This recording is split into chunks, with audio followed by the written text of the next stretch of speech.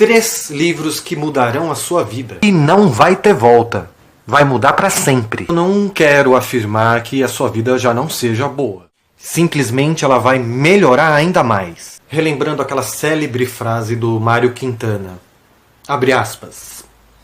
Os livros não mudam o mundo. Quem muda o mundo são as pessoas. Os livros só mudam as pessoas. Creio eu que você vai começar a entender melhor por que a gente se sente tão desconfortável no meio dessa sociedade moderna, ocidental, maluca. Essa permanente insatisfação no meio das multidões. Por que tudo parece tão artificial? Por que é tão difícil lidar com o outro? Por que a gente se sente sozinho mesmo no meio de uma muvuca? Hoje eu vou falar sobre 3 obras separadas por um período de tempo de 68 anos. Porém, as 3 abordam exatamente o mesmo tema.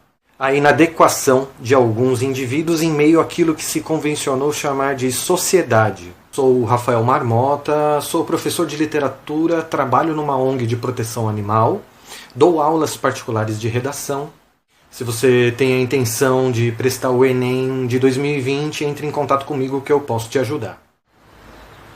Um rabo passando. Eu sou a dona desse rabo. Eu sou a Gatitos. Começando pelo clássico O Apanhador no Campo de Centeio. O Apanhador foi publicado em formato de romance, em formato codex, em formato de livro, em 1951. E antes disso, nunca na história da literatura a juventude havia sido abordada, muito menos dessa maneira. Essa capa lindona da nova edição da editora Todavia contrasta muito com a edição que a gente estava acostumado a ver por aí nas livrarias, nos sebos da editora do autor. Era uma capa muito sem graça e que não fazia jus à grandeza dessa obra, à grandeza do Apanhador.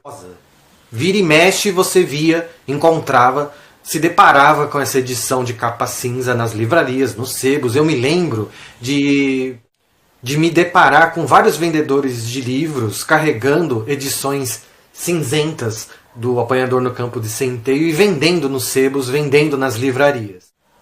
Em diversas oportunidades eu me deparei com essa cena. O cara carregando pacotes com 20, 30 edições do Apanhador no Campo de Centeio e oferecendo para os livreiros, oferecendo para os donos de livrarias. Eram vendedores de livros autônomos que os vendiam por conta própria, e ter um tesouro desse nas mãos, né, várias edições do Apanhador, era a venda na certa. E agora, em 2019, a Todavia brinda-nos com essa capa lindíssima, que é a capa da edição original, da edição de 1951. Obviamente que eu não me proponho aqui a fazer uma resenha extremamente elaborada sobre esse livro. Nada do que eu fale vai chegar nem perto, nem na sola do sapato da obra.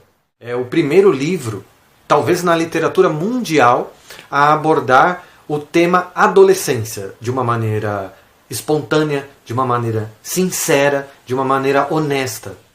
O enredo, apesar de ser extremamente simples, é também muito complexo. O livro conta a história de Holden Caulfield, que é um menino de 17 anos, um garoto, um adolescente, que sai da escola, cabisbaixo, triste, melancólico, porque ele acabou de ser reprovado em quase todas as matérias.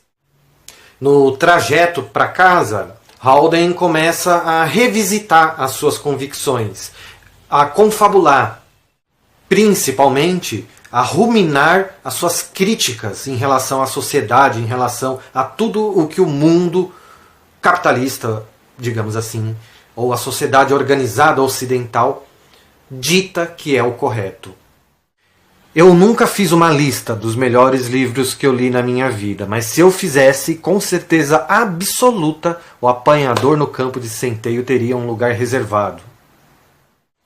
Seu autor, J.D. Salinger, era uma espécie de misantropo, uma espécie de criatura avessa ao contato humano. Não era a especialidade dele interagir. Ele não era muito afeito à socialização. Quando o apanhador no campo de centeio começou a vender igual a água no deserto, esse foi o momento em que Salinger oficializou a sua condição de recluso. Foi viver numa casinha no topo de um morro, numa cidadezinha minúscula, não concedia entrevistas, nunca permitiu que suas obras fossem adaptadas para o cinema, porque tal qual o personagem principal do apanhador, o próprio Salinger era avesso à sétima arte. Guardadas as devidas proporções, existe como a gente fazer uma ponte entre o apanhador no campo de centeio e uma obra muito representativa também, só que mais contemporânea, que é o Into the Wild, ou Na Natureza Selvagem, que conta a história também de um rapaz que se sente peixe fora d'água. Into the Wild foi adaptado para o cinema pelas mãos do Champagne e fez um sucesso estrondoso. Narrado em primeira pessoa, o apanhador no campo de centeio se utiliza de gírias que eram comuns na época, comuns no dia a dia, né, na linguagem coloquial. Isso nunca tinha sido colocado no papel. O Apanhador é um livro belíssimo, com uma verossimilhança invejável. É uma narrativa coesa, limpa, autêntica, belíssima e extremamente sensível. Os jovens da época enxergaram a si próprios nessa obra. Se você me permite mais uma analogia, aqui no Brasil a gente tem também o nosso J.D. Salinger, ou seja, nós temos também um autor recluso, um autor misantropo, que é o Dalton Trevisan, o Vampiro de Curitiba. O Apanhador é anterior aos filmes do James Dean, então eu acredito ser crível a ideia de que James Dean e a juventude transviada e toda a cultura pop que tentou retratar, né, a adolescência, a juventude nas mais diferentes manifestações artísticas, beberam da fonte, né, beberam do Apanhador no campo de centeio. Beberam da fonte do Salinger, ou seja, se inspiraram no Apanhador. E tem uma curiosidade que eu não vou dar spoiler aqui, que é em relação ao título, né, do livro. Por que será que se chama O Apanhador no Campo de Centeio? Leia e descubra. Serei breve agora para falar sobre os outros 2 livros que mudarão a sua vida, porque esse vídeo está ao rabo. Porque esse vídeo está ficando enorme e você merece meus parabéns por permanecer aqui firme e forte. Muito, muito, muito, muito, muito obrigado. Obrigado. Obrigado. O segundo livro que vai mudar a sua vida é a obra-prima máxima de todos os universos. É óbvio que eu estou falando do Alquimista, do esplendoroso Paulo Coelho. Zoeira, zoeira, zoeira. Eu acho Paulo Coelho muito chato. Jamais eu indicaria um livro do Paulo Coelho. Ao rabo.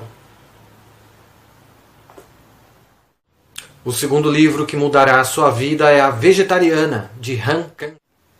Pelo menos eu acho que é assim que se pronuncia, né? Han Kang.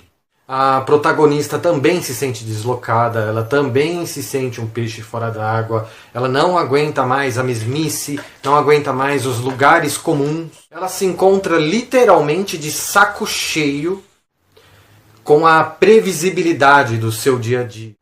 Ela não aguenta mais, a paciência dela acabou. Eu diria que o fato dela se tornar vegetariana, parar de consumir, abdicar do consumo de cadáver, não é o mote, não é o elemento principal dessa obra. Apesar de que a autora tem grandes méritos por, de certa maneira, incentivar o vegetarianismo.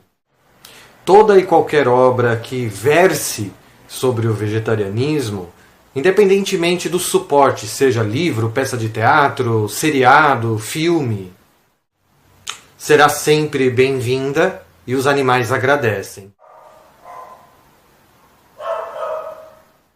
Você teve a honra de ouvir ao fundo Belinha, que é uma preá residente aqui no mesmo local onde eu resido. Voltando à obra, a Vegetariana nos apresenta uma mulher descrita como uma pessoa comum, cujo nome eu tenho uma certa dificuldade em pronunciar, talvez porque é um nome coreano. Aliás, o livro é coreano, esqueci de mencionar. Especificamente, oriundo da Coreia do Sul. Yeong. Eu vou me referir a ela como protagonista. A protagonista começa a ter sonhos perturbadores e recorrentes, com escuridão, com sangue. E ela opta por adotar o vegetarianismo como uma espécie de rompimento entre a vida pregressa e a vida que ela deseja realmente ter. Melhor dizendo, ao invés de vida pregressa, vamos chamar de vida que os outros impuseram a ela. É uma espécie de fábula, e nunca é demais dizer que a Vegetariana vem sendo classificada como uma das obras mais importantes da atualidade. O terceiro livro que vai mudar a sua vida se chama Tudo o que você precisou desaprender para virar um idiota. Num primeiro momento você pode achar que se trata de uma obra engraçadinha, uma obra com um teor humorístico, mas não. Sim, ele é escrito de maneira despojada, é escrito de uma maneira cômica. Mas na realidade é um livro muito sério, trata de assuntos de extrema relevância. Eu descobri essa obra de tanto assistir um canal no YouTube que se chama Meteoro Brasil, que eu super recomendo. É um livro que essencialmente aborda política partidária e teorias da conspiração. Na verdade, ele refuta as teorias da conspiração vigentes no nosso Brasil varonil. Algumas coisas que vocês encontrarão aqui nessa obra riquíssima é que a escravidão existiu sim, e suas consequências são sentidas no presente. O método científico é uma conquista a ser celebrada. A Lei Rouanet não é uma mamata. Vacinas são seguras. Não há razão para duvidar das mudanças climáticas. Direitos humanos não são uma ferramenta de dominação global. A Terra não é plana. E mais, ela gira em torno do Sol. A humanidade não pode queimar petróleo indefinidamente. A sensação que eu tive quando esse livro foi lançado foi a sensação de alívio. Alívio e gratidão. Alívio por saber que existem ainda pessoas inteligentes produzindo literatura não ficcional de resistência, para usar um termo da moda. E gratidão ao Álvaro e à Ana por manterem o Meteoro Brasil, que é o canal do YouTube que deu origem a essa obra magnífica, fantástica, sensacional. Eu espero que você tenha gostado desse vídeo. Eu peço que você não se inscreva no canal, não dê like, não ative o sininho. E eu termino dizendo que toda e qualquer entidade extrafísica em que você acredite lhe abençoe hoje e sempre. Abraços fraternos.